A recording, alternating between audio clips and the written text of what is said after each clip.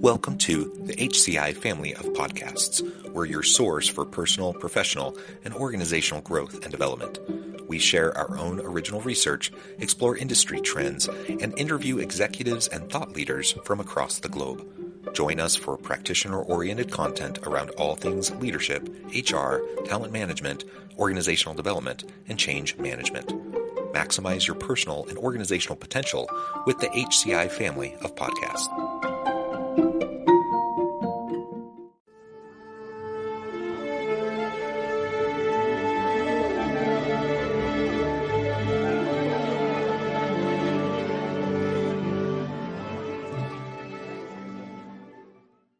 Rachel Ryder, welcome to the conversation today. So good to be here, John. Thank you for having me. It is a pleasure to be with you. You're joining us from the New York area. I'm south of Salt Lake City in Utah. And today we're going to be talking about Rachel's book, Who You Are is How You Lead. I love that. And I'm super excited to unpack all of this with the audience today. As we get started, I wanted to share Rachel's bio with everybody. Rachel Ryder founded MetaWorks in 2015 after a distinguished career in HR, receiving executive coaching certification from Columbia University and extensive training in mediation, semantic experiencing, and polarity therapy. Starting as an HR business partner responsible for developing and coaching leaders and teams at Bloomberg, she went on to specialize in leadership coaching at AppNexus, since acquired by AT&T, and DigitalOcean, the third largest hosting company in the world. And I could go on, but I'm going to pause there. Anything else, Rachel, that you would like to highlight by way of your background or personal context before we dive on into the conversation about your book? Yeah, just to reinforce that really my coaching specializes in somatic experiencing, which is working with the nervous system and helping folks regulate their nervous system, and also the energies that the invisible that actually is made visible through behaviors and expressions. So really, I'm helping folks understand their inner world and how to engage with other people's inner worlds. That's wonderful. And maybe part of your bio that I didn't get into, but maybe you could start by exploring with this a little bit more, is just your background with Zen philosophies. That you spent time at the Zen Mountain Monastery. Maybe tell us a little bit more about that. Yeah. So when I was 13 years old, I told my parents that I wanted to find a religion that worked for me. My mother's Jewish, my father's Catholic, and actually my father met my mother at a Buddhist monastery. He was a Zen Buddhist monk for many years. So we had a lot of religion in our house, but it was very loose. We did it all very loosely. And at 13, I decided, I think from a very young age, I was a spiritual seeker. So at 13, I shopped around, went to church with my grandmother, went to synagogue with my uncle, and a Buddhist monastery with my father, and decided that the Zen Buddhist tradition was for me. And I actually started doing week-long silent meditation retreats at the age of 13, and have been a series practitioner since then. It has saved my life in many ways. Well, that's really beautiful. I was raised Mormon, and I sometimes will explain to people like kind of where I'm at in my own spiritual journey. I consider myself a Zen Mormon Universalist, and I've spent a lot of time in Asian countries, in China, South Korea, etc.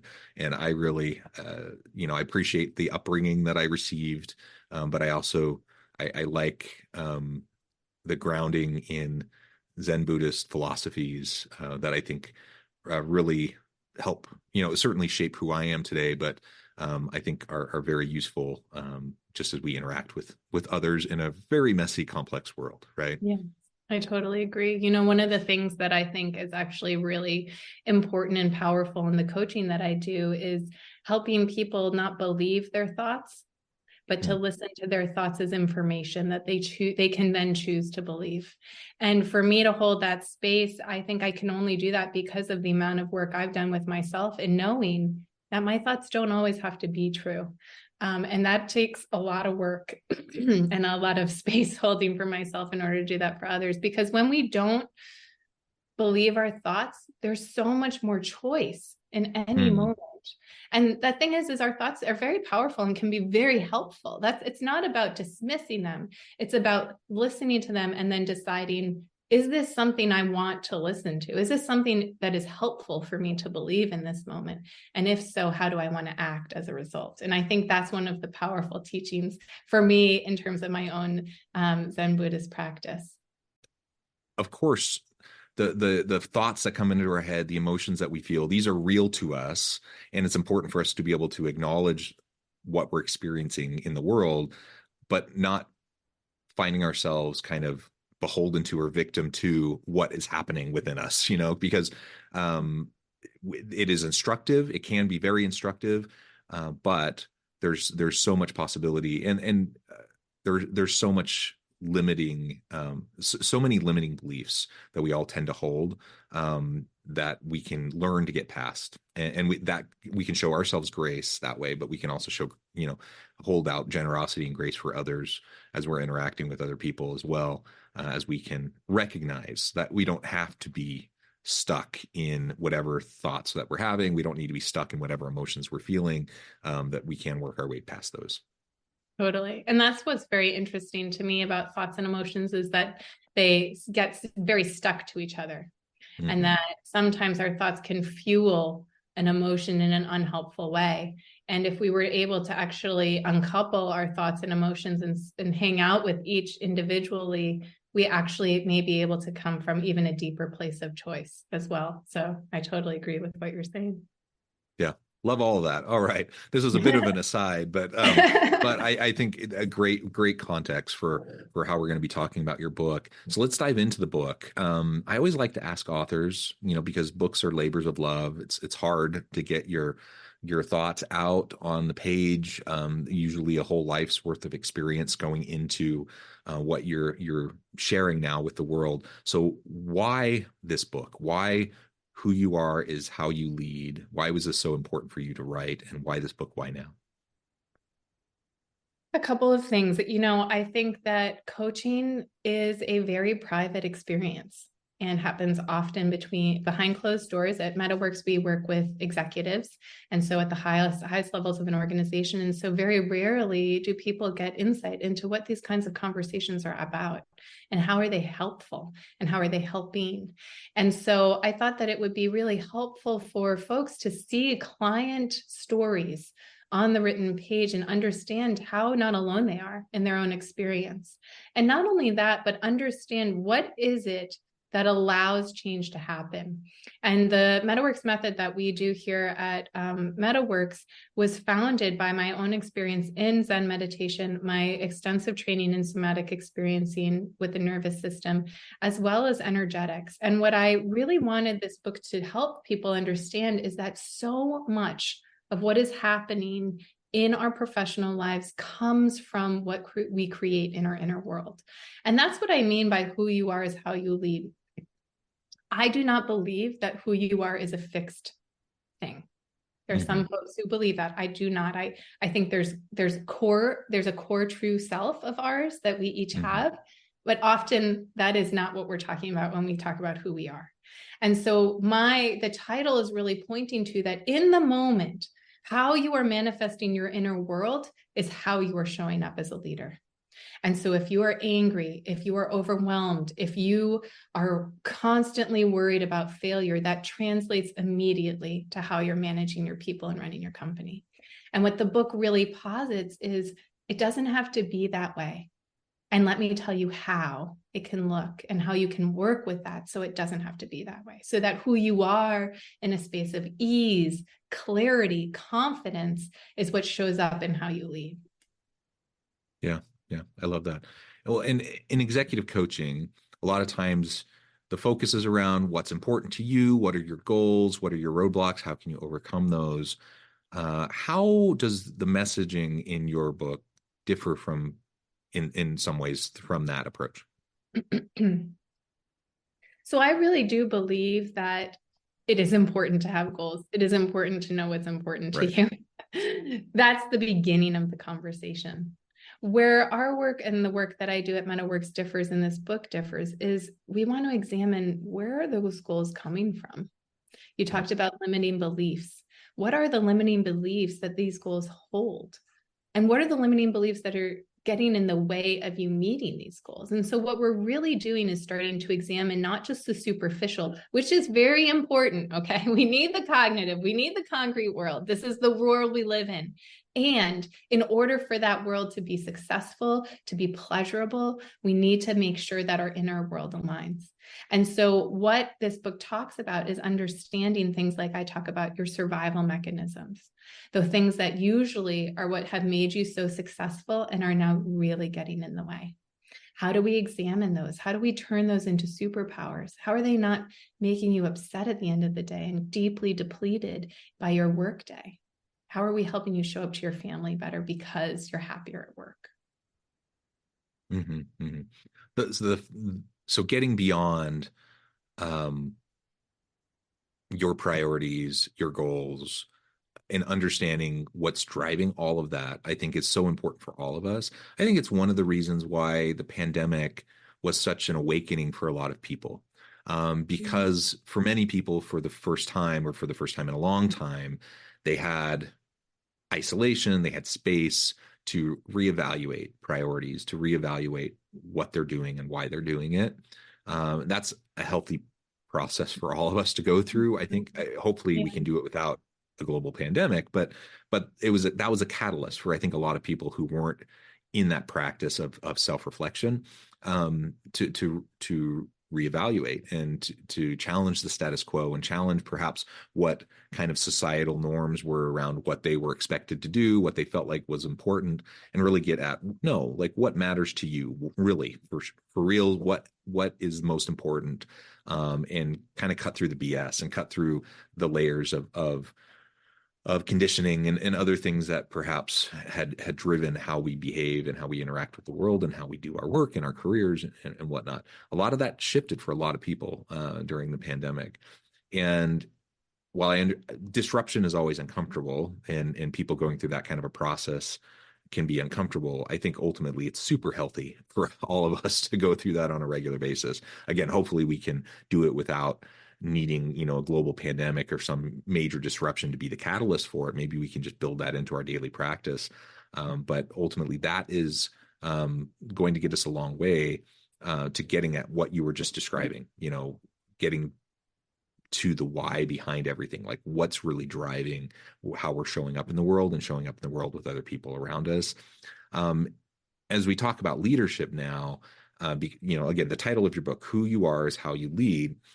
So who you are as a foundational, question for each of us to kind of discover and uncover within ourselves, that will directly impact how we interact with other people and how we lead others around us. How generous we are with other people, whether we tend to manipulate other people, or work to empower other people. All these types of leadership issues come and feed from who we are. And a lot of times people find themselves in leadership roles not because they're a good leader, but because they have some sort of technical expertise. They were really good, as a salesperson, or they're really good in coding, or name whatever function or discipline that you can think of. Often it's those that are really good technical experts who then get promoted to lead teams of technical experts. The problem is the skill sets required for being successful in that leadership capacity often don't match very well with what they've been successful at in the past. And so relationships and emotional intelligence and some of those interpersonal skills become really core to whether or not someone's going to be a successful leader, yet they often haven't really had the preparation. And so it's really important for organizations to support new leaders in particular on their leadership development journey. It's also really important for us as individuals to recognize that oftentimes organizations don't provide adequate support. And if you want to be successful in your new leadership role, it'd be wonderful if every organization was super invested in the development of their leaders, but they're not. And so we have to take responsibility for ourselves and our own development. And let's talk about that a little bit in relation to your book. Like, Yeah. how can I take ownership over my own development? And how can understanding the necessity of developing interpersonal skills and developing relational skills, how does that start with me, and how can I develop those capacities? I appreciate this question because this is really the foundational premise of my book, which is your relationships are your deliverables when you are Mm, a high level leader. And that's very confusing for folks just because of what you said. I get promoted and promoted and promoted because of my technical expertise.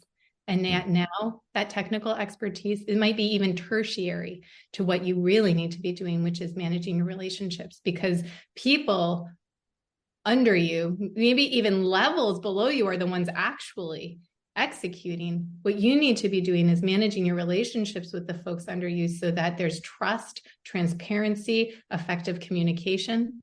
And the premise of my book is in that the only way that you can have effective relationships in the workplace, which is foundational to your success as a senior leader or an executive in an organization, is you need to have a good relationship with yourself. You need to understand what really pisses me off.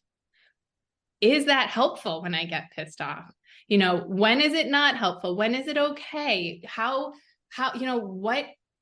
where do I favor folks? Where do I not? What is this all in terms of my inner soup of self-doubt, of anxiety of failure, of overworking, of anxiety? All of those pieces fuel unhelpful relationships in the workplace, which is ironic because really, when you are an executive leader, you need to be having incredibly successful and productive relationships. mhm. What's so interesting to me is that often when I'm coaching CEOs and their leadership bench below them, this can be this idea that relationships are your deliverables is it's I'm blanking on the word. It's like sensational. It's like, oh my God, yes, I knew that, but I didn't have the words. That's why this isn't working. Yeah. And it's like, oh, it's a light bulb goes off. And then they're like, oh no, so how do I do this? How do I have a productive conversation with the person that I'm micromanaging? Because I actually don't really trust them and I'm really anxious about failure. It's like, okay, that's where we begin. And that's where you can pick up the book and check it out a little to start to understand what's getting in the way for you inside. What's that roadblock? Yeah, and I like the micromanaging example, because everyone knows micromanaging is bad. Nobody likes to be micromanaged. No leader likes to micromanage people, I don't think. I mean, not really, because it's just annoying. Everyone knows it's annoying. It eats up all your time. Nobody really wants to do that. The problem is it's all about trust. And Yes. you can say, I trust my people. You can know that that's an aspirational goal to have and to hold and to not micromanage. Yet where the rubber meets the road, you have people doing the work that you are then accountable for and responsible for, and reporting up the line, your results. And so it can really be hard to, on the one hand, know micromanaging's bad. I need to develop trust with my team. And yet it takes like time. It takes intentional effort over time and consistency to develop that trust. And a lot of leaders just don't feel like they have the time, or they're not Yeah. willing to invest the time, and therefore you find yourself in this conundrum where, like, I really don't trust my people to get stuff done the way it needs to get done.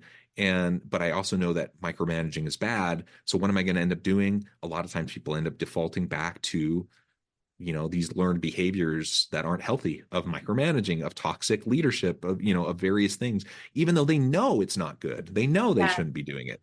That's really the heart of my work is we are not leadership 101.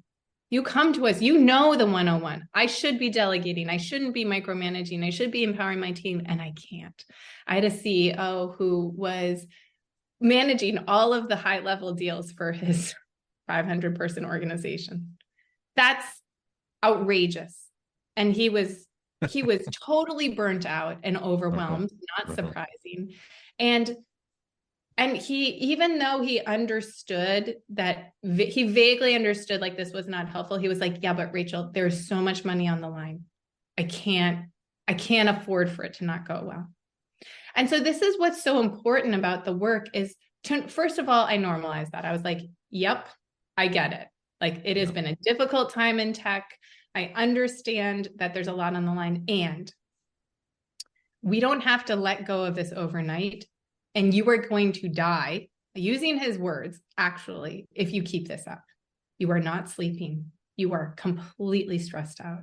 You are getting chronic migraines, like something needs to change. So let's talk about incrementally how that can change. And so it wasn't just, okay, I can be the final call I can be the closer on the sales call, which is the cognitive, concrete, strategic piece. But we also examined what is the underlying fear that's actually overpowering your logical sense that maybe it's not helpful to be at the beginning of this deal. What is the crippling fear that is making it impossible for you to not insert yourself early? And what was fascinating is it came down to failing. And if I'm going to simplify it, the company will fail, the company will fold, I won't be able to show up for my family.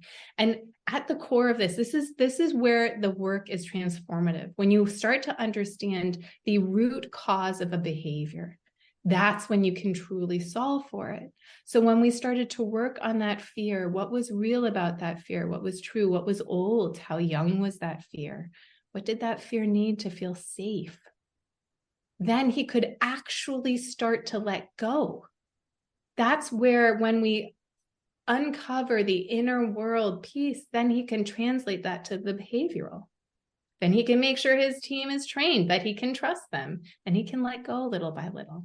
And that's where the work is. I so appreciate what you're saying, how these things are not helpful, and yet you're still doing them. That's the power of this kind of coaching, because we're working on the nervous system level. Yeah. And I really, are there bad leaders who are intentionally, nefariously just bad? They exist, yes. But do most people wake up in the morning with twirling their little mustache and thinking, ha ha ha, how am I going to exploit my people today? Like, that's not a thing. Like, people don't do that. Most people are good, trying to do the best they can for their teams. And they just get caught up in the grind. They get caught up in the pressures and the anxieties and the stressors of the work that they're doing. And when you are in a heightened level of anxiety and stress, you default to learned behaviors, right? And things that you've just observed other people doing, even if it's not good, it's not healthy.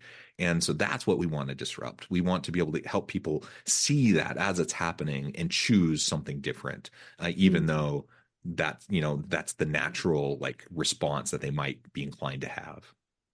Exactly. Well, very good. This, I feel like we could go on and on. We've only really scratched the surface, Rachel, but I also know at the time I'm going to need to let you go here in a few minutes.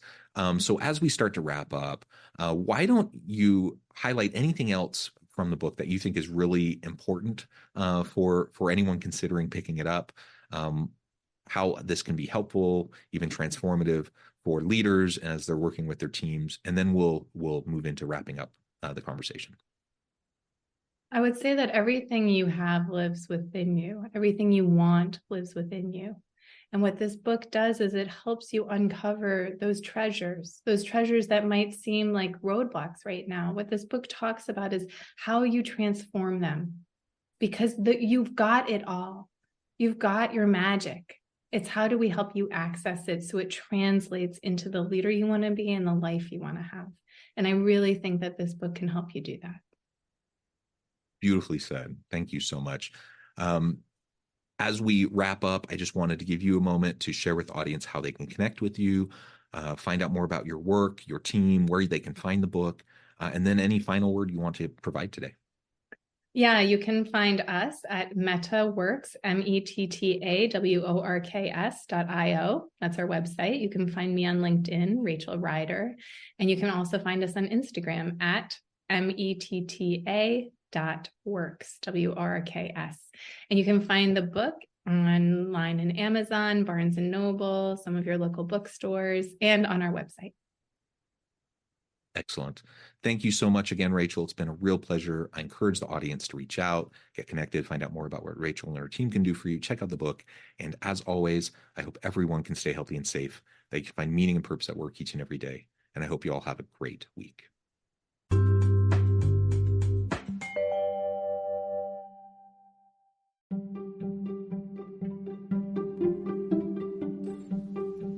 Thanks for joining us for this episode of the podcast. We hope you stay healthy and safe, and please join us again soon.